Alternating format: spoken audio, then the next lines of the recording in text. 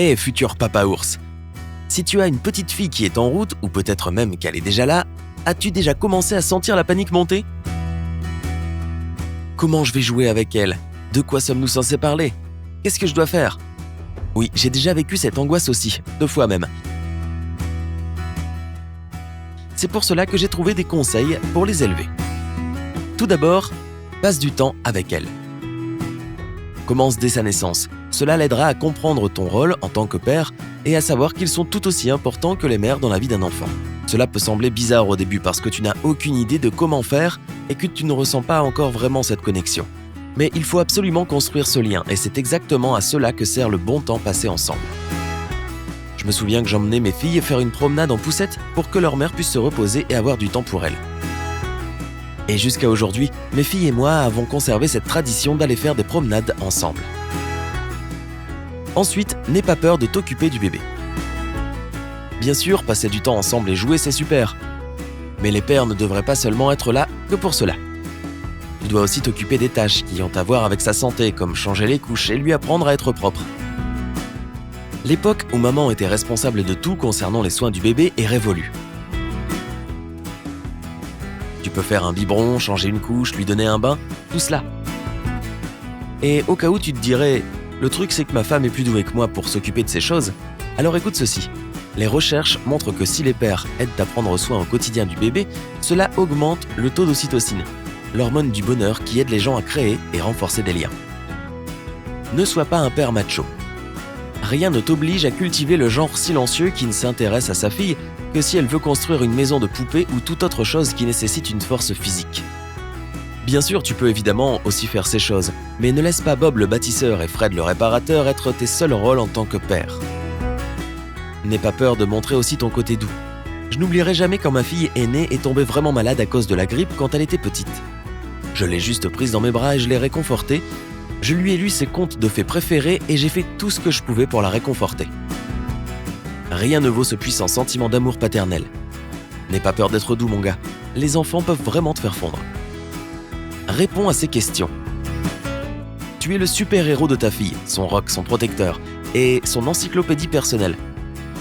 Prépare-toi à répondre à beaucoup de questions. Je ne veux pas dire que tu dois connaître la réponse à qui était la première princesse Disney. Au fait, c'est Blanche-Neige, au cas où elle te demande. Mais chaque fois qu'elle a une question, essaie d'y répondre. Même si tu ne connais pas la réponse, cherche-la. Ce qui est encore mieux, c'est de la guider pour qu'elle trouve elle-même la réponse, surtout en lui expliquant comment faire. Chaque fois que tu en as l'occasion, ne te contente pas de faire les choses à sa place ou de lui expliquer comment les faire. Vois si elle peut le découvrir par elle-même avec quelques conseils. Cela aiguisera vraiment ses capacités pour résoudre des problèmes et cela l'aidera plus tard dans sa vie. Aussi, essaie de la comprendre, même si tu ne peux pas. Lorsque ta fille te parle dans son charabia de bébé, encourage-la à continuer et engage la conversation du mieux que tu le peux. Tu ne comprendras probablement rien du tout, mais tu peux faire semblant. Cela lui apprendra à se sentir à l'aise pour s'exprimer et à ne jamais garder des choses pour elle. Ce qu'elle a à dire est important, et elle veut le comprendre. N'aie pas peur de l'embrasser. C'est l'une de ces peurs que les nouveaux pères peuvent ressentir. Tu verras, il est délicieux de la couvrir de bisous dans le cou. Tu ne vas pas être du genre dur et silencieux, et que maman soit la câline. Écoute, tu peux et tu dois montrer à ta fille ton amour pour elle sous la forme de câlins et de bisous. Tu ne lui rends pas vraiment service en gardant tes distances parce qu'elle risque de se sentir plus aimée par sa mère.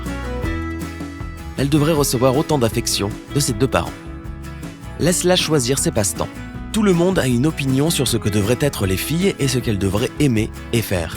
Il y a le camp qui disent que les filles devraient jouer avec des poupées et se déguiser en princesse.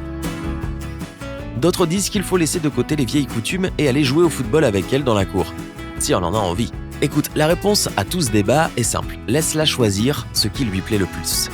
Si elle aime prendre le thé avec Barbie, ok. Si elle préfère jouer avec une petite voiture dans la boue, laisse-la faire. Peut-être qu'elle voudra faire l'un ou l'autre, selon son humeur. En lui donnant le choix, tu lui donneras plus de confiance en elle et tu la rendras plus indépendante. Encore une fois, ces choses seront vitales quand elle sera grande. Sois un père qui aide à la maison. En même temps, montre à ta fille que les pères font aussi la vaisselle, nettoient les meubles, etc. Les premières années sont probablement les plus formatrices pour façonner sa vision du monde. Tout comme les soins apportés au bébé, les tâches ménagères ne sont pas seulement réservées à la maman, et ta fille devrait s'en rendre compte rapidement par elle-même. Bien sûr, cela dépendra souvent de ta situation familiale. Si tu travailles jusque tard le soir et le week-end, tu n'auras probablement pas beaucoup de temps pour aider à la maison. Mais si tu peux, c'est une bonne chose pour une petite fille de voir son père impliqué dans toute la maison. C'est encore mieux si vous faites les corvées ensemble. La prochaine est fondamentale. Être un père à temps plein, y compris les fins de semaine. Je sais ce que c'est. Tu as eu une semaine de travail difficile et tout ce que tu veux, c'est t'asseoir dans le canapé et regarder la télé le week-end. Mais être parent est un travail à plein temps et il n'y a pas de pause. Les enfants ne comprennent pas le concept du travail ou d'épuisement. Ils le voient seulement comme « mon père ne passe jamais de temps avec moi ». Et c'est un sentiment terrible pour n'importe quel enfant.